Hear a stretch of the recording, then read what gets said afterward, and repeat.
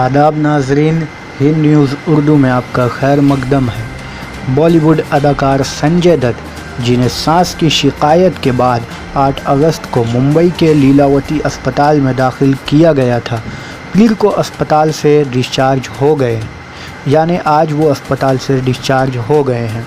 इससे कबल इतवार के रोज़ उन्होंने एक ट्वीट के ज़रिए ऐलान किया था कि वो ख़ुद को बेहतर महसूस कर रहे हैं और उन्हें आईसीयू से नॉर्मल वार्ड में मुंतकिल कर दिया गया है। 8 अगस्त को मुन्ना भाई MBBS अदाकार ने अस्पताल में दाखिल होने के फ़ौरी बाद ही ट्विटर पर एक बयान जारी करके अपने पैरोकारों को यकीन दहानी कराई कि वो अच्छे हैं और कोविड-19 के बारे में उनकी इत्तलात मुनफी थी।